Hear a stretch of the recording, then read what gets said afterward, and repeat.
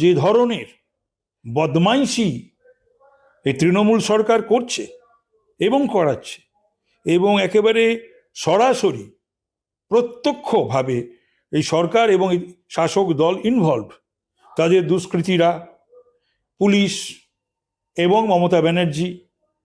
তো সুতরাং যদি এসআইআর করতে হয়, আমরা তো বলেছি, এখনও বলছি নো এসআইআর নো ভোট বলেছিলাম, এখন বলছি যে SIR should be done in it's spirit.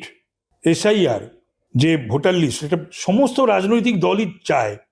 আমার মনে হয় একমাত্র তৃণমূল ছাড়া বোধহয় সব রাজনৈতিক দলই ভারতবর্ষের চায় এবং বাংলার চায় যে একটা নির্ভুল ত্রুটিমুক্ত একটা ভোটার লিস্ট।